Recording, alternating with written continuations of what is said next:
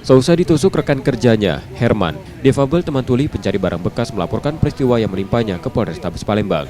Herman menerangkan awalnya pelaku meminta sejumlah uang hasil menjual barang bekas padanya di Jalan Silabaranti seberang U1 Palembang. Karena tidak memiliki uang, Herman tidak memberikannya dengan bahasa isyarat. Pelaku marah dan menganiaya Herman dengan senjata tajam yang membuat Herman luka lebam dan tusuk. Iya, bisa lapor ke kakak aku nih bahwa dia tuh dikerja sama kawan dia kawin. Kata yang di lokasi kejadian itu katanya nagih duit. Nah, ya kata kakak aku nih kaget saya itu apa belum ada macam mana nggak tahu gitu kan. Nah datang si budak itu tadi pas mobil kena berangkat, iyalah dia tadi ini nerjang ke bahu kakak aku nih. Nah sudah nerjang ke bahu, iyalah dia tadi langsung ngejar, langsung lari. Duit apa itu, Mbak? Duit buruan. Duit buruan, lagi duit buruan berarti ya?